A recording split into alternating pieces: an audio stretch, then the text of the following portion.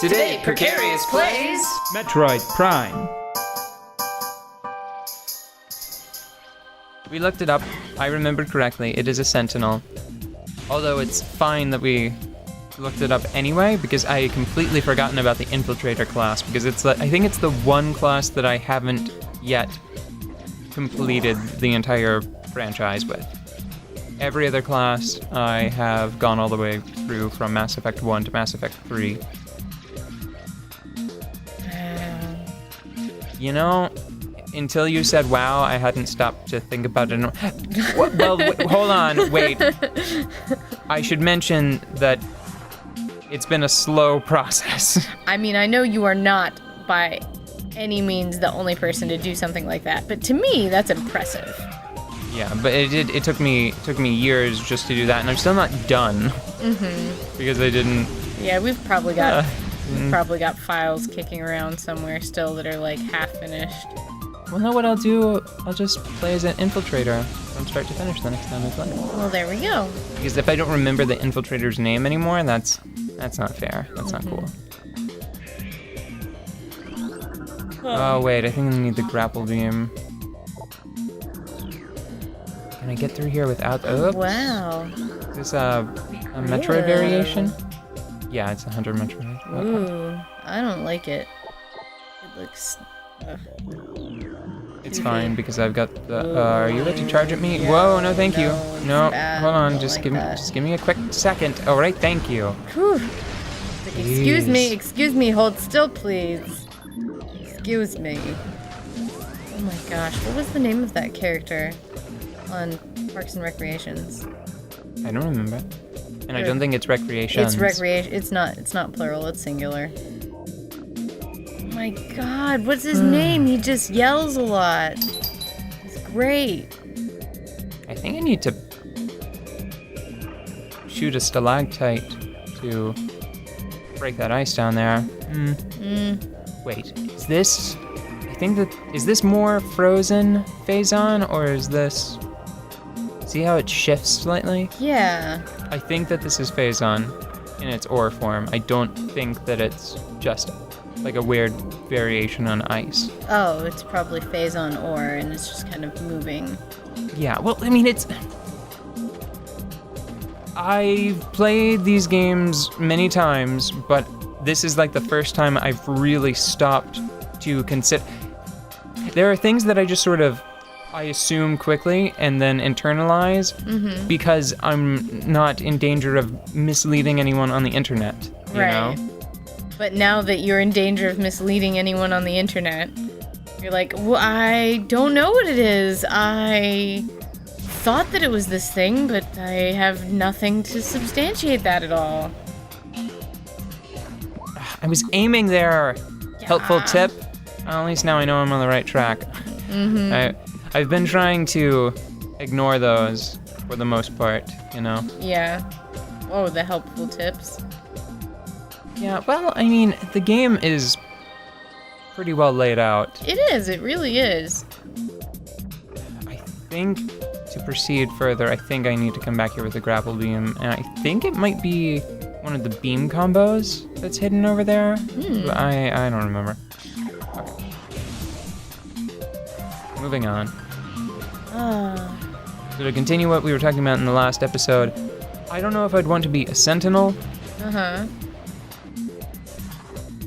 Or like a pure... Or a Vanguard or an Adept. My inclination is to say that I'd want to be a Vanguard because it's cool. But as far as like effectiveness goes, I always had more success with a pure Adept or a Sentinel. Yeah.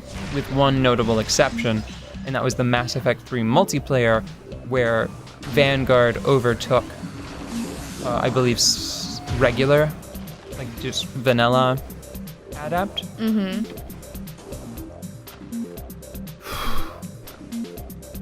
But I'm pretty sure Sentinel still found a way to kick the crap out of both of them. Yeah. Because of one particular power. I think it was just like the push attack. But there was some combination of changes you could make to your character. There's a grapple point. So when it comes to you could use the push attack, like just shove or push or whatever it was called, right? Throw, yeah. Just you hit them hard with a big biotic mass, and it hurls them into the air or away from you. You could eventually modify its cooldown to the point where you would fire it faster than most characters could fire a shotgun. Yeah. And with greater force. Yeah. And that kind of broke the game, but it was delightful. It was delightful, and you were still only, I think, like 1/4 of the squad. So it's not like you still couldn't like beat entire maps with it solo. Unless you were me. And you were playing on the easier modes. Oh. I mean, not the easier, not the easiest. Well, sorry, you think you were saying something? Oh, yeah, I was saying that superpowers are fun to think about. Why?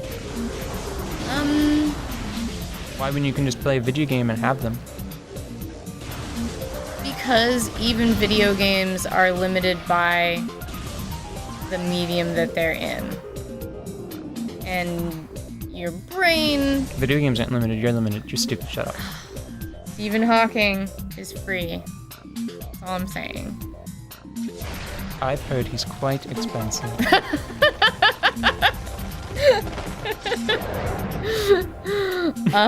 You can't. I mean, like a whole Stephen Hawking. You mean like Morpheus and Neo free? Yes. Mentally untethered. Yes. If you can... I think I missed that one. I still think that the party inside my brain might be better detailed than games. Might not be the case for everybody, but... Oh, that was a good shot I did. Yes, it was. But, yeah, so that's why I like thinking about superpowers, because if you are deciding what superpower you want to have, it's not limited by, like, type of things that you were talking about, like which power or which class you get. It's just like, if I could have just any superpower. I see. But what about non-digital gaming? Oh, like you can do D&D whatever stuff? Yeah, you can get up to whatever shenanigans you want, as long as you convince your DM that it's a sound idea. Even if it is totally not a sound idea. Well, yeah. Well, I think that's part of the charm of D&D, because, your brain is pretty high def. Like, really. Whoa. Calm down, everyone. They're like, no, wacky waving inflatable arm flailing tube man. It's wacky waving inflatable arm flailing tube man. Here to wave your wacky waves away. Well, I do not seem to be able to damage them with my current weapon, so I'm just going to skirt around them now. Tube man wins. You know what I should probably do? I should probably ball. Yeah. Ball. Oh, I cannot jump. I think it's interesting how you're describing your favorite superpower, because when I heard it before, like when we've had this conversation before, I always imagined it a little bit differently. Frozen. Like, I always imagined it as being, like, a much more sort of raw, force of nature type of power that you could, kind of learn to do a lot of different stuff with. Like electricity. Oh, I see. But, no, I still think... The reason why today I'm saying, well, it's like, well, just imagine Mass Effect, is because that's like the type of stuff. Yeah, it's a nice shorthand example for what I would expect to be able to do if I could control gravity, because by controlling gravity, you're really probably just manipulating the mass of objects, and on paper, that's all biotics and adepts, or biotics like the power, and then adepts, like the user of the power. Mm-hmm. That's all they're supposed to be doing anyway. Right. It's just manipulating mass. Like whenever you use... Oh...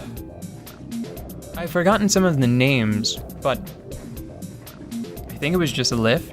Mm-hmm. Whenever you use lift, you just reduce someone's mass, and gravity doesn't hold on to them appropriately anymore, so they float in the air for a bit. Oh man, it's right there. I just need to find the path up. Oh yeah, let's grab this and then let's call it a day. Well, hold on. You know what? I'm gonna do ball. Just roll. Ball. There. Ah. Ball says ball. Ball. Da da da da da. Ball. Oh. Come on, ball. Ball. Why is this so difficult? Look, it's not like quite large enough. Okay, there we go. I did it. I did it. Me. Oh, look, you're a part-time mermaid. I can see your tail already. Da da da da da da da da da. Oh, I'm so tired. Shh, I'll have purple scales soon. Whee! Ah. That's a good look. Yeah, it is. It's a good look. I don't know. I'm pretty sure that she's just a good look. I like the blue lights. They're my favorite. Yeah, they're pretty cool.